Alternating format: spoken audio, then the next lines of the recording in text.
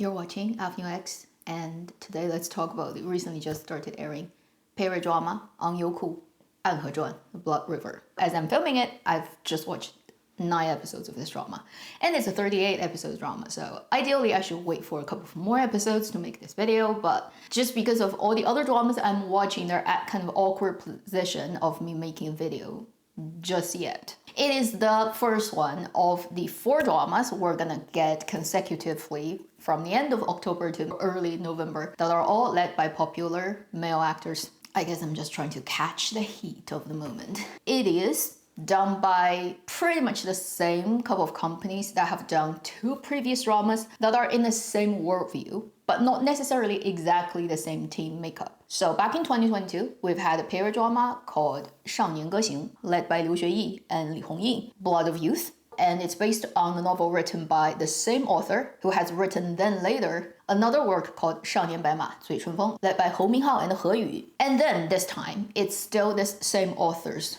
work, 暗河传, Blood River. And all these 3 dramas are chronologically also related, and then they also exist in the same worldview, and occasionally you'd see the characters crossing different dramas. If you haven't watched any of them, you can watch any of them, and it's not gonna really affect your understanding. For this particular 暗河传, it is led by Gong Jun, 常华森, Peng Xiaoran, Yang Yutong, Qiao Zhenyu, Geng Le, and a couple of other people. Also, you're gonna see quite a few familiar faces reunite in this drama who were from the golden days of Gong Jun's acting career, Word of Honor. For example, that guy who played Gao Chong in Word of Honor has recently just showed up in today's new updated episodes as another father generation character. Also, you have the actor who played Xie Wang, a very interesting anti-hero in Word of Honor, now also showing up as a kind of similar cycle in Blood River, also showing up in today's new episodes. And that's just some basic information that is not necessarily related to Blood River's storytelling quality in any sense. Although I think after watching 9 episodes, I can form a very reliable opinion on this drama, and I don't think the rest of the drama is going to perform in any way exceeding my current understanding of what it's like. As for the story itself, it's existing in that universe of that author's creation, and if you've watched the previous 2 dramas, you kind of get an idea about what this is. 暗河传 Blood River is focused on the particular assassins organization in this world, whereas the previous 2 are about other people involved. 暗河 literally means dark river, run by much more powerful people than they are, but so far the drama hasn't told you who they are, but then you will find out later, and it's kind of obvious. This is made up by 3 families, and then they select one person out of the 3 family as the big leader. And once this person becomes the leader of this whole organization, they kind of no longer serve any specific family, but takes control of the whole thing. And then over some years, they will retire or they'll die, and then they will select a new one. And although this organization is very powerful within themselves, there's always the power struggle between the 3 families. And this story starts at the end of one big leader's rule. Our male lead is the type of private bodyguard for this guy, but also kind of a selected future heir of that position. And he's kind of the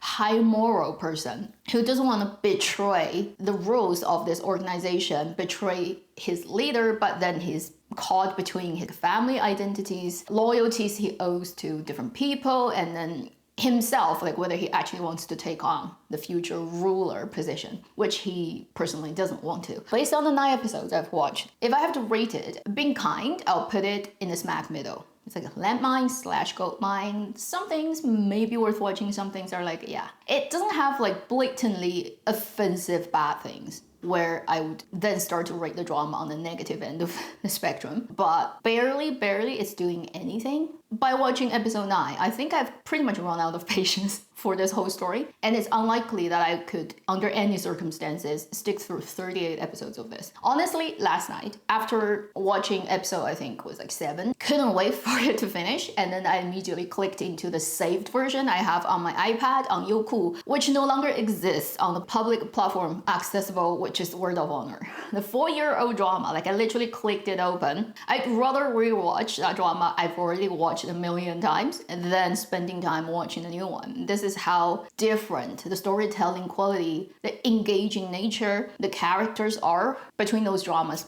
So overall, rating is not positive at all from Avenue X, and that's being very honest. Then let's go to the details. Because I hardly find there's anything that's worth praising honestly about. So I'll say the good points first, which barely exists, but if I have to force, I'd say this drama is not cheaply done. You can tell they spent some money, and they probably tried to do something that is up to a certain standard of the 2025 period drama production. But whether they're successful at that is up to your standard of what you consider to be aesthetically pleasing. For example, for me, it's not my cup of tea, but I can tell it's not poorly and completely disregarding basic standards made drama. And that's the only good thing I can say. Now, moving on to the things that are definitely not adding scores for me for this drama. Point number one, the most blatant and most important thing for drama. Very, very unwell told and boring story. After 9 episodes, one thing is you know what's going on, but second, you don't necessarily consider it consists a story. It doesn't really think from the audience's perspective. If I'm someone who's unfamiliar with this IP, don't know who those characters are, I'm just thrown into this world from the first shot. How are you gonna pull me in? How are you gonna introduce the characters to me? How are you gonna pace it?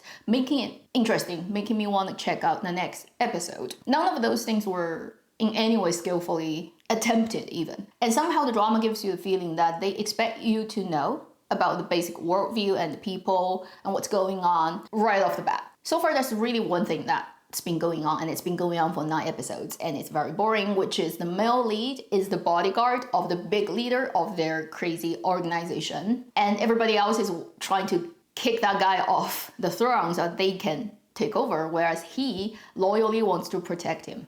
So for the first 9 episodes, it's just everything he's done is for that purpose. Problem with this is it doesn't have a good story. It's very boring. You're not likely to stick with it after an episode or 2. I mean, I already gave it more than its due patience for watching through the 9 episodes, but really, there's so many times I want to quit. That's the detrimental thing. Does not matter about who is in the drama, who is popular, who has fandom, who looks good or bad, like, not important. If your story is not engaging, you failed. That's it. It's a drama, ultimately. In terms of specifically how the story makes you feel, if you've watched the second one in this series, which is 少年白马醉春风 the 侯明浩 one, it has almost a similar problem, which is instantly when the story starts, there are so many characters who got introduced to you. The male lead, the male second, the Peng Xiaoran character, the Yang Yutong character, all the old guys in this world, and then the 3 different families, they're kind of important second-hand, third-hand characters you're gonna see a lot. Like, they bombard you, one after another, one after another. And somehow, they immediately get into this plot where, because they didn't lay the groundwork, you don't know the relationship between the people, what kind of base they were on. And somehow, you're expected to understand everything as an audience and follow it and care, where you cannot even bring yourself to recognize who is who, their name, and who they're from, and yes, it's a mess. I got introduced to so many characters right from the start, and I don't know any of their background story, and I literally don't care about them. And not necessarily like any of them is providing good performances to anchor me either. So after a couple of episodes, I'm pretty much at the stage where I give up. Like, yeah, who cares? You're just one of those family people who wants to get the sword. Like, everybody just wants to get the sword, and who you are does not matter. And also, people's faces are very hard to recognize. There are way too many faces, and they are all dressed and styled in similar ways. And not to help, like, some people also wear masks. So it's like, who are you? Sorry.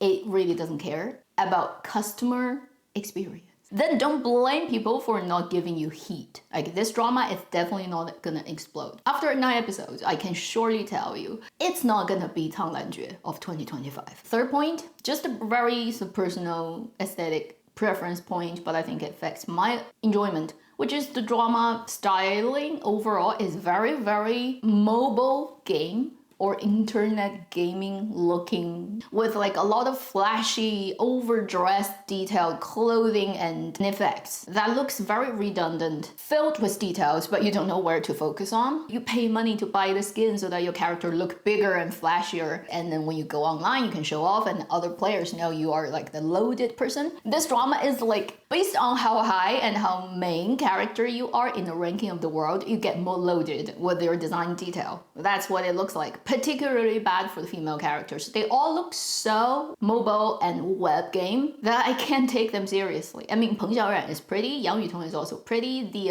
another actress who is, so far you haven't even seen her face, she's completely covered with mask, but you can tell she's pretty and she's a sister of a good friend of mine. So like I've heard a lot of weird stuff about this drama making in the background. Anyway, for me, it's like I can't take this drama seriously when I see people dressed like that. And also like just another couple of points. For example, the actress Yang Yutong, right? When she's playing the magical doctor, the young doctor who can solve anything. I mean, first, she's dressed in this way that I can't take her seriously. Second, there's barely any effort where I think the director put in, but also the actors put in to make her actions believable. When she's doing all the treatment to the 大家长, the Geng Le's character, she's basically doing acupuncture, but with magic, like threads throwing at the guy. It looks very random. It's like she barely even put any effort and strength. It doesn't look like somebody who's been practicing a skill for years who do it. Because if you've been doing it for years, the muscle memory, the speed you're doing it, the strength you're doing at things, and the certainty you have, it should be convincing. Whereas this girl is just doing it like playing house. So pretty and random, and you feel like she can't even really carry any heavy thing like steadily with her muscle. And strangely enough, in this world, not only is she a master of throwing threads, but also like she actually is pretty good at wugong as well. Like she has a couple of skills that other people don't know how to do, and then she's like good. I'm like, yeah, make me believe that. None of her actions is believable. Even her like pretty fluid and very weak muscle movement makes me believe she can throw a needle 3 meters from like herself, like this tiny needle, and somehow it can stick in the right place on the person. So when you watch it, you kind of cannot help laughing, like secretly, like, okay, kindergarten kid trying to play adults. Like that's what it feels like. Another point, I don't know if it's point 4. I think it's linked to the story not being well written and unengaging, but also I think there's a big failure of the male lead character's setup. So he is the typical good guy. He's a male lead, so he is really morally like the superior guy. If you watch a drama up to this point, you know. And that's a problem because he's not only very morally superior, but he's also very mute, who doesn't really express strong emotions, who doesn't want to do things slightly out of ordinary to achieve his goals. And he's like always carrying 1,000,000 pounds on his back, who barely has any like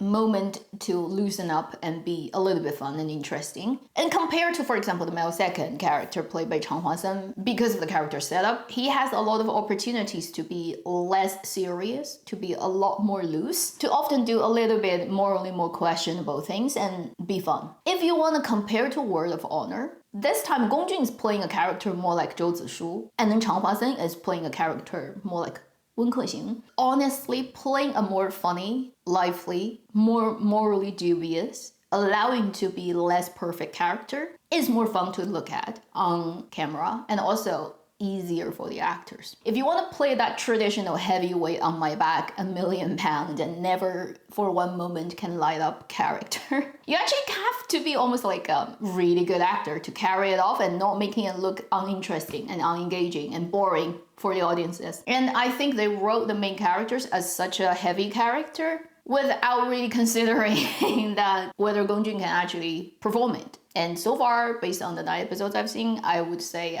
it's really not something he can do well. And it's just not an ideal way of writing a leading character in an idol drama. Think about the successful male lead period drama characters we've had in recent couple of years. They're all a little bit unusual. Like they're not the kind, good, morally, like traditionally good guy, okay? A little bit wacky. And that's kind of almost required because it's basically cutting a shortcut in the story of the characters to make it easily accessible and easily getting like very interesting, shining, attractive points for the characters for audiences to look at, to view, if you're thinking about the leads as an object for viewing. So that's one thing on script level. But then also we come down to inevitably male lead performance. This is Gong Jun's leading drama and he's definitively the male lead. It's not even like a 2 male leads drama, right? In any sense, it's on him like 80%. I honestly don't know what he's doing. He hasn't really created a consistent imaginary sort of picture of a character in my mind after watching 9 episodes. I can't close my eyes and see his character in this drama. I don't know who this guy is. And I can't even remember any significant moment in the drama where, for example, one of his expressions or one of the moments or one of the plot point he played that really convinced me of the emotional truth of this character. If you think about Word of Honor, for both leading characters, I think within the first 2 episodes or 3,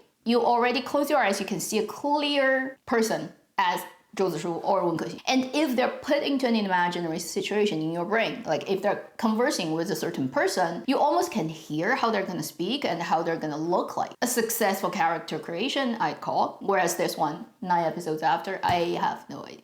There isn't a character who's Su Muyu in my head. I can't see one. I can't see how they're gonna talk and act under particular circumstances. I can create my own imagined fanfiction for them. So I would consider, in terms of creating a character for this drama, so far it's a failure. I don't think he understands who his character is, particularly when they are like flashing back into their early days before he got to the current security guard position for the leader. When he was in the training ground, it's like the battle royale situation of the young trainees getting through the exams and eventually becoming who they are. And most of those plot happens between him and the second male lead, Chang Hua-sen plays. Those little kind of a couple of scenes should be the build-up, the ground of knowing who these two guys are as people, and also like their relationship, their friendship, and the emotional ground for their story you need to build up. Yet during those scenes, I literally see completely nullified performance. I would say between him and Chang Hua-sen's performance,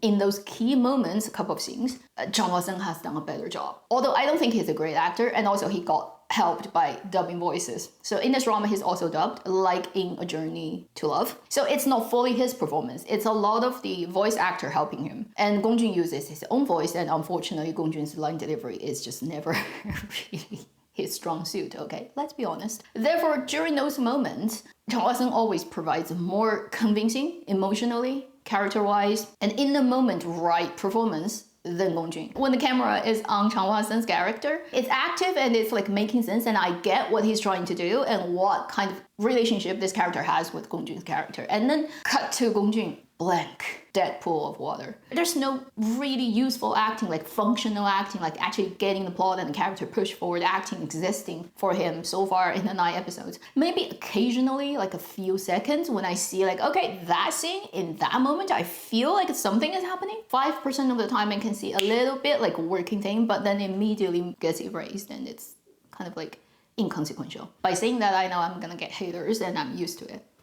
When I don't say good things about people like they like, then I immediately am an anti-fan. All the dramas I've liked and all the actors. I mean, I've been called Zhu Yilong hater, Zhang Zhehan hater, whoever hater, like I hate everyone basically. If I don't say all the good things, that's totally fine. I'm used to it. I was watching Word of Honor yesterday, just rewatching the old golden days of BL Dramaland of China. I was looking at how much information is passing between the two lead actors just by them looking at each other. In almost every scene, they're together. 4 years later, you watch the other drama on the same platform, and it's like, what is going on? It feels like either back in 2021, in that drama, he's 夺舍 by another person who's not Gong Jun, and somehow it's like all working. Or current 4 years later drama, he's been taken over by another spirit in that drama who doesn't know how to act. It's very hard to believe it's the same person. It's just 4 years time gap. One is acting in a way like you feel like every second he knows what he's doing and he's having fun. Like there's this playfulness of the character. One thing is the actor knows what he's doing. Second is he's having fun and he's very unblocked, putting that emotion out and getting feedback. The loop is happening between the leads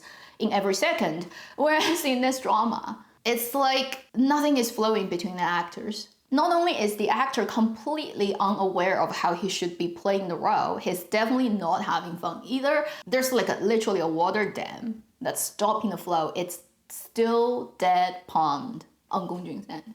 I mean, there are theories I have, but it's just my theories, right? It's not a hard truth. It's kind of pointless trying to prove. But the end result is it's almost unwatchable performance, completely uninteresting. Like I said, I'd rather go back and watch Word of Honor. And also like it's odd to see this year he's done variety shows on both Tencent and Mango, and both traveling shows, right? Traveling with a group of people who have to do like normal human things like driving cars and cooking, scheduling, like all that, like tour guide thing. When you watch those variety shows, you just feel like if this person is a colleague in your life who has to work with you for hours every day, or you have to do a project together, you have to sign a contract with him, whether you are the supplier or he is, it would be actually a very pleasant experience working. And probably it's not going to create any problems and raise your blood pressure. And you may want to collaborate with this person in the future after a successful kind of collaboration in the first place. Like this reads like a person who has enough EQ in the real world. Overall enjoyable company in real life. Makes me feel even sadder, which is in entertainment business, based on my personal experience and a lot of things I've heard about, very normally EQ'd and IQ'd and acceptable socialized humans are rare to come by, particularly among the in front of the camera successful celebrities. There's so many weirdos, psychos, and people who have the weirdest and most offensive behaviors imaginable in human race. In that pack of people who are top tier, let's say, in Chinese current entertainment business, he probably is one of those rare people who are very normal. And it makes it quite sad that is his just so acceptable in that part of being a human, but yet his professional job, in terms of what actually validates him being there as a celebrity in the first place, is being an actor. Like that thing is not working. That foundation is very crumbling. To be honest, I think ever since Word of Honor, he hasn't had a successful character. And I've watched every drama he's led, maybe not through every episode, but I've watched everything he's in after that. And honestly, I don't think he's had a successful role. I know he has a significant fandom. I mean, I can't blame the fans, right? He's a pretty likable person, like I said, compared to a lot of other absolutely unacceptable celebrities in entertainment business. He's already like one of the normal and good guy. But that's not enough. You can't do that forever. You cannot just be a celebrity and produce no good work. And the fandoms will always argue with you that, oh, like the details of this character, oh, he's doing that bit, working like there and there. Like I'm thinking all those are absolutely irrelevant because fandoms will always try to find reasons to support their idols in completely blind ways. It's like parents spoiling their kid and never seeing what is the shortcomings of the kids, and that's understandable. But it would not apply to the bigger picture, would not apply to general public. If your performance is not working, it's not working. In the eventual result of the drama not being popular, characters being forgotten, nobody knows who you are on a bigger scale of things. Compared to the truly successful actors who've had many roles over the years, who always when they show up, like it works. It guarantees a success on rating whatever they are. It's a different thing. Like you can't cheat that. You can play with the numbers and the heat number within the platform or whatever. Like you can try to be an ostrich and bury your head in the sand and pretending everything is okay. But deep down, everybody knows. I don't know what has happened to him that once he actually has proven, even though he's not the greatest actor out there, he can put out like working performance for his characters. And that's why Word of Honor worked. The thing is, if this continues, right, eventually resources will run out. It will naturally flow to people who can be more, let's say, reliable. I have like too much emotional attachment to the drama Word of Honor because I did so much work back then that it permanently kind of like shifted some of the circuit in my brain. Every time I think about it, it's like thinking about an old-time lover. You always have a soft spot for no matter what, and you just can't help it. It's like written in your chemical signals. So every time I think back on that and I look at, whatever current drama that's not working, it just makes it even sadder. Yeah, sometimes, Chinese poetry just includes all the truth in the world, which is, again, 曾经沧海难为水 除却巫山不是云. And I've quoted that line too many times in my videos, and I think unfortunately the current reality of Chinese Dramaland is just always proving that line's worth and value. So, 暗河传. It is a drama that will make you want to watch Word of Honor again if you've watched it before. Yeah, it's just gonna make you feel good old days cannot come back anymore. It's like that game, which is ridiculous. I think recently, this year that came out, Baby Steps. If anybody know that game, it's like once you fall, you have no choice. You just slide off the cliff a million miles down and you cannot stop it. You just like keep tumbling down. I feel like period drama land in Chinese Dramaland is that thing. Like somehow it fell off a cliff and it just like tumbling down. Once a year, like a watchable and interesting drama show up, like This Year's a Dream Within a Dream. But overall, the big picture is still such desolate landscape. nothing interesting. Everybody is copying others. Everybody is so lazy. Everybody is at the point where they just give up trying. They're just like, let's maintain existence, like making it look superficially busy and always something is going on, and like people are like working, but it's like producing no result. It's like a huge government that has like hired 1 million people, but everybody is just sitting there and playing their phone and not actually doing anything, reflecting in everything else, like not just in Dramaland, in the current world, everywhere. Anyway, I have rambled too much, and this can continue for 2 hours, but I don't think you want to watch that. So, first impression of 安和传 is it's a period drama that doesn't need to exist. I don't think it's gonna go anywhere, and also, no way I'm gonna watch through the 38 episodes. So that should be the end of this kind of first impression video on this drama that is running with this very I have given up energy. Sorry if it has brought your day down somehow. I'm trying to like smile through the whole thing. Right, it's my best effort I've put forward. Please take care. Thank you for watching Avenue X. I'll see you in my next video. Meanwhile, live long and happy drama watching. Honestly, I don't know how can you be happy drama watching these days watching Chinese dramas. There's like literally nothing to feel happy about.